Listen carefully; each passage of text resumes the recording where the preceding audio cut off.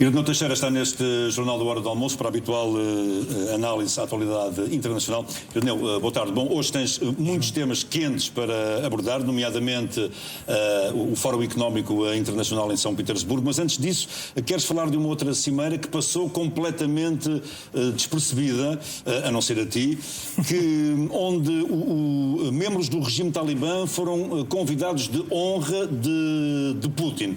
Na tua opinião, esta cimeira juntou terroristas e terroristas. Exatamente. Boa tarde, João. É um gosto estarmos aqui de volta a este espaço, um reencontro que eu saúdo. É a primeira vez aqui no NAU. No NAU, exatamente. É isso mesmo. Mas já somos de outras vidas. De outras guerras, de outras lutas. E de outras guerras, sim, bem melhores que estas agora que vamos passar a abordar aqui longamente e aprofundadamente.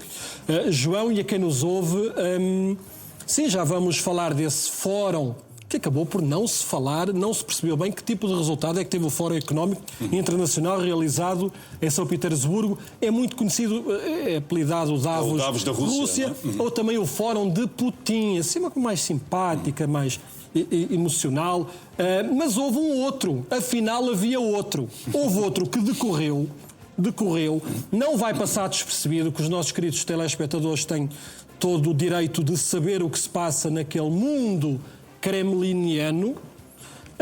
Houve um fórum Rússia-Mundo Islâmico. Mundo Islâmico. E quem foram os convidados de honra? Aqui estão os senhores.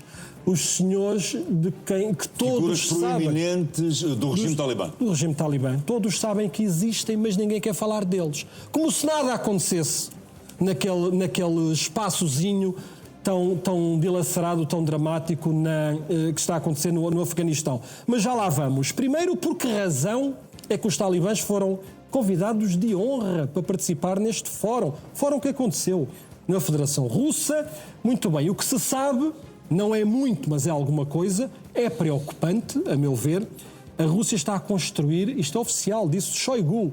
Shoigu terá sido, provavelmente, direi eu, um dos piores ministros da defesa recentes da Federação Russa e que foi promovido, leia-se despromovido, a secretário do Conselho de Segurança da Federação Russa.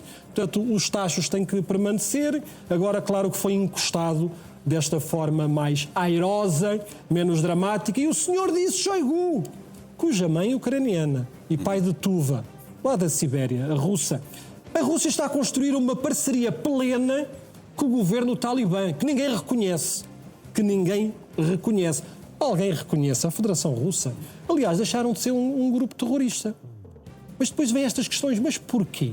Qual é o interesse da Federação Russa? Fazer uniões e parcerias com grupos que sabemos... Qual é que é o interesse? Exatamente. Mão de obra. Direto ao assunto, respondendo diretamente. Mão de obra barata. Não há mão de obra, nem barata nem cara. Há falta de mão de obra. Por que razão será? Porque há uma guerra contra a Ucrânia. Esforço de guerra, claro.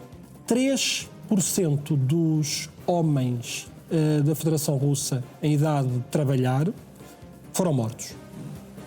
Sabemos que há uma grande percentagem de homens russos que não têm condições para trabalhar devido a graves problemas com o alcoolismo. Outros que moram em regiões muito longínquas, remotas. Portanto, é preciso mão de obra. E não só. É preciso mais carne para canhão. Carne para canhão para combater, para matar ucranianos. Então é estes acordos. E portanto, esta cimeira, este encontro de Putin com elementos do regime talibã é isso. Os talibãs fornecem mão de obra à Rússia. Exatamente. E a Rússia liberta mais pessoas para a frente de batalha.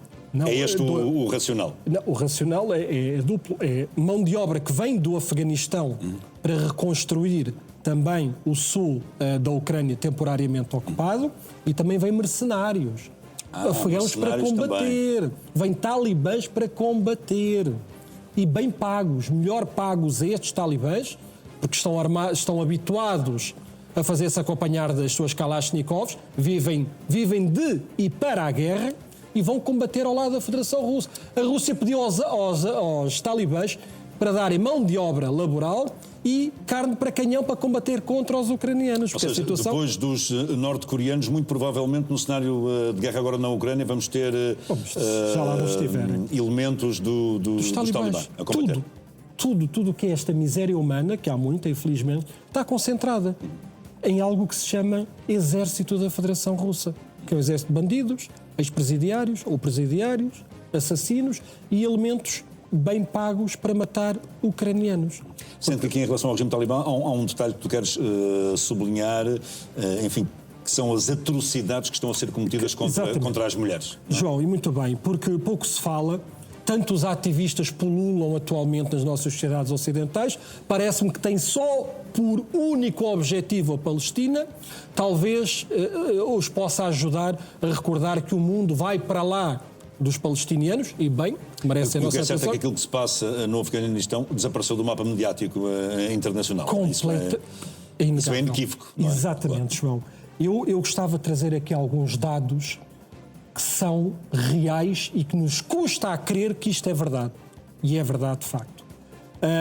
O Ministério da Educação afegão já é sabido, tido e sabido, que, mais do confirmado, mulheres deixaram de ter acesso ao ensino. Estudar é impossível. Estudar para as mulheres afegãs. É impossível. Atualmente, no contexto mundial,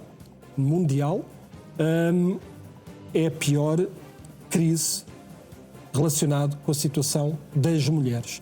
Questão mundial. As feministas, fica o aviso, às senhoras feministas, talvez estas mulheres também lhes interesse. Um bocadinho. Estas não mulheres têm qualquer tipo de direitos. São um mero objeto, completamente, de certa forma, não é? Decorativo e para procriação. Absolutamente mais nada.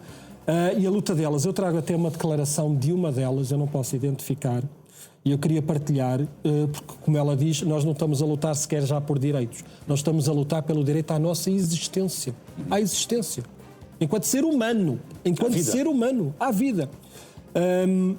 Até porque disse o seguinte, vou já passar a citar: somos mulheres afegãs que nossas vozes silenciaram, nossos futuros roubados, nossa existência ignorada. Eu recebi a mensagem em inglês. Todos os dias suportamos o peso da injustiça. Simplesmente porque somos mulheres. Só por isto. Somos mulheres.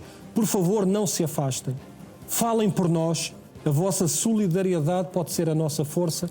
Aqui estamos nós a tentar ser porta-vozes de gente e voz esquecida. E por falar em voz, uma das últimas diretrizes desta gente subhumana, da Lei da Virtude e Prevenção do Vício, João, que não podem ouvir-se voz feminina na rua, nas ruas. Elas não podem sequer comunicar e falar, porque está integrada nesta Lei da Virtude e Prevenção do Vício, até da identidade. Eu só lhe dou José, permite só mais 2 ou 3 minutos, porque como não tenho falado do Afeganistão, e as pessoas que vão acompanhando, tenho falado um pouco das vítimas da repressão de outros seres humanos.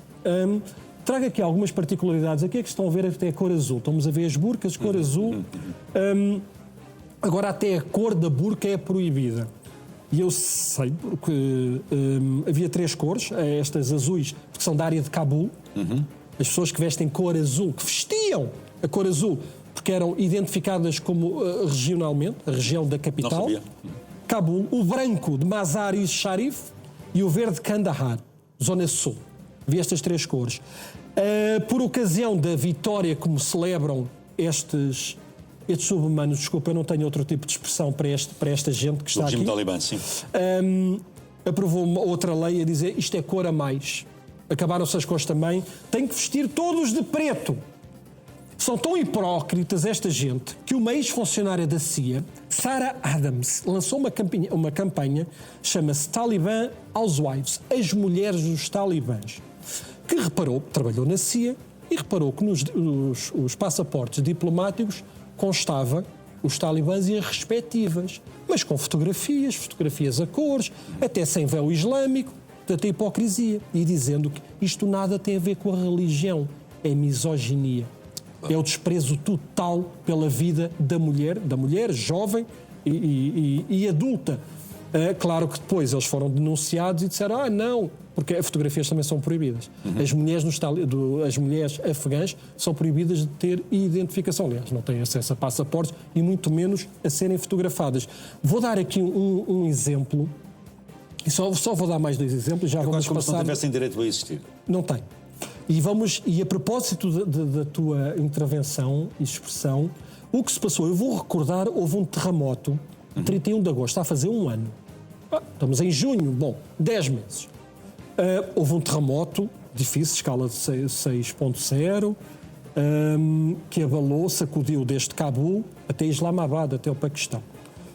Anunciados 2.300 mortos, 3.600 feridos, milhares de casas destruídas, sobretudo no leste do país. Sabem que os socorristas, porque os socorristas atualmente no Afeganistão são todos homens, porque também não há mulheres socorristas, porque deixou de ser permitido. Os homens socorristas, porque são todos, deixaram as mulheres, e desculpem-me, eu sei que é hora de almoço, e os pormenores, mas as mulheres e as meninas deixaram-nas debaixo do escombro, a agoniar, em sofrimento, elas a gritar, a pedir E ajuda. deram prioridade aos homens. Não era porque não podiam tocar.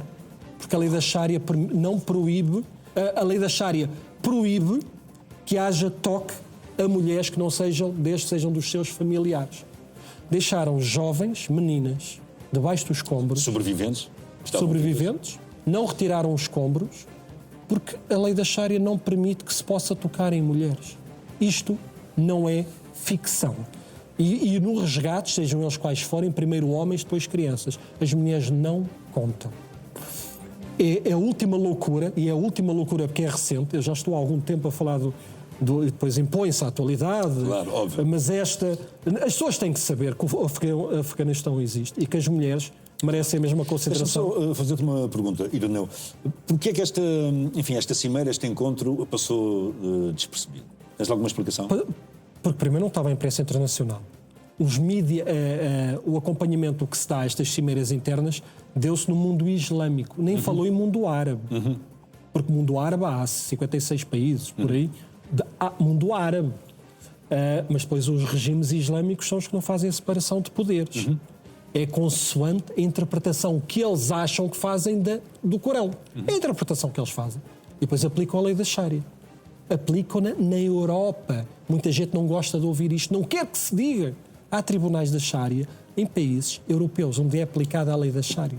Estas barbaridades. Eu pergunto, mais uma vez, não é que eu tenha por alvo preferencial, mas os ativistas, que parece que há uma nova profissão nas nossas sociedades, que parece que não fazem descontos, acho que o Ministério das Finanças tem que estar mais atento a esta nova profissão dos ativistas, é se eles são movidos por uma questão humana, dos direitos humanos, ou são questões ideológicas e políticas. Eu posso já dar a minha conclusão. Parece que nada do humanismo aqui tem. Porque se tivesse, iam lutar garantidamente por milhares... Vejam como era antes de chegarem estes demónios àquela nação. Vejam como eram as mulheres afegãs, as liberdades que têm. É um pavor.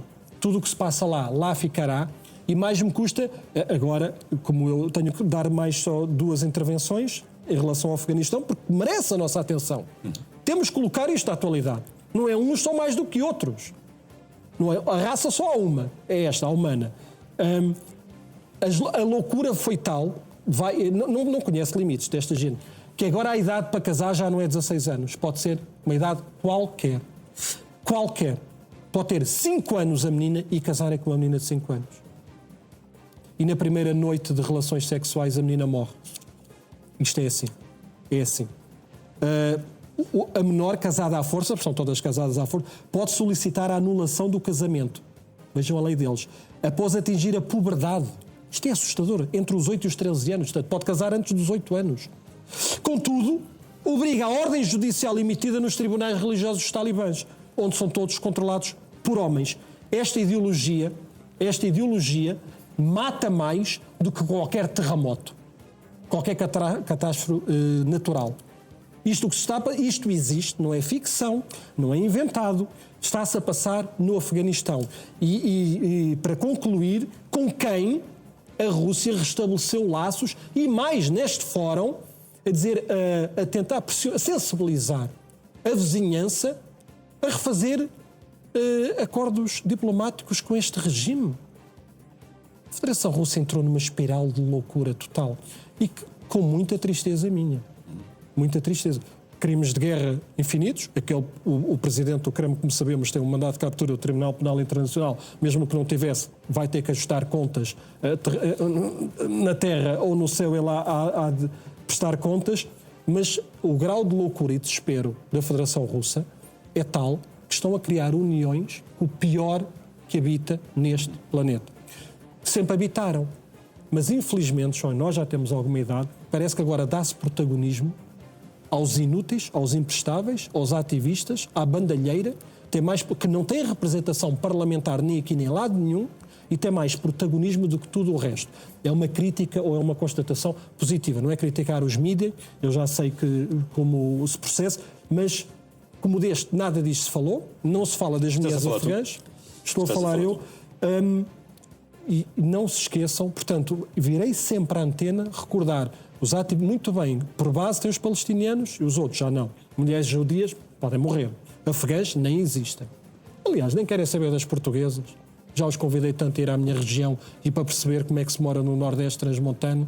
Se calhar precisamos mais de médicos, se calhar podíamos começar a dar outro tipo de atenção àqueles que são os nossos. Não é com isso, desprezando, minorizando os outros. Convido-os todos. Tem todo espaço, mas para algo produtivo e positivo. Vamos mudar de tema. Irineu, vamos mudar de tema, a não ser que tu ainda tenhas alguma coisa para fechar em relação a esta cimeira que juntou terroristas com terroristas, como tu sublinhaste, esta cimeira do regime russo com o regime talibã. Irão traz informações de ações militares, enfim, que, acima de tudo, vão complicar a tal possibilidade de um cessar-fogo, não é? Se é que isso alguma vez poderá vir a existir. Não é? Exatamente, porque fala-se que, aliás, diz que está em curso um cessar-fogo. E eu questiono, e volto a questionar, envio de mísseis, interseção de drones, ataque a países vizinhos, sirenes... A bases militares norte-americanas? Sim, mas as bases militares norte-americanas também atacaram o aeroporto de Kuwait com cerca de 70 feridos. E uma vítima mortal. Portanto, se isto é um cessar-fogo, bem, Donald Trump, das inúmeras intervenções que faz, o senhor nisso deve ser o rei das publicações, correndo sempre o risco de se contradizer a cada instante, mas a dizer que o cessar-fogo... De uma das intervenções, eu recordo essa, teve uma piada, mas é uma piada, enfim, questionável, dizer que naquela região os cessar-fogos são um bocadinho diferentes, faz-se um bocadinho quase à lei da bala, é o que está a acontecer. Agora, o que vai acontecendo, na minha ótica e sensibilidade, é marcar terreno. Parece como o mundo animal e o mundo selvagem, é marcar o território. É marcar território. É isso que está a acontecer. É o que está, na minha ótica, claro, na minha sensibilidade. Claro, óbvio. Portanto, o Irão, dizendo expressamente que, sabendo que há a possibilidade real de um regresso de uma operação militar mais musculada, uma intervenção, inclusivamente, apesar de vem sendo negada pelos norte-americanos, eu duvido, intervenção terrestre, aquela ilha de carga, aquela ilha pequenininha a norte do Golfo Pérsico, onde é exportado todo o petróleo do Irão, não duvido nada que os Estados Unidos da América admite que essa possibilidade está em cima da mesa e que pode acontecer brevemente? Consoante as modas, porque para que as pessoas percebam uma vez mais, e é sempre importante bater na tecla que eu considero são as teclas positivas para não causar muito ruído na comunicação e nas informações. João, há aqui uma questão que é a questão maior. Deveria haver uma superior, que era a questão humanitária, e eu parece que o Sr. Donald Trump não tem preocupação nenhuma com o futuro do povo iraniano. Porque a montante, temos que recordar, o Sr. Donald Trump disse que ia acudir e disse: aguardem porque eu vou salvar-vos, vou libertar-vos, vou possibilitar que a democracia regresse ao vosso país tão nobre, isto já são palavras minhas, porque eu não sei se o Sr. Donald Trump sequer sabe onde fica o Irão e qual é a história do Irão, que tem 7.000 anos de história. Os persas só têm 7.000 anos e os ayatollahs têm 47. E conseguiram transformar em 47, enviar novamente aquela nação tão nobre, de tão progresso, tão liberal e tão humana. Reenviou para as trevas novamente. Em 47 anos conseguiu transformar o Irão novamente numa nação de idade da pedra. Portanto, a situação, não fugindo ao tema, e eu por vezes disperso-me um pouco... Não, nas mas aquilo que tu redes, estavas a dizer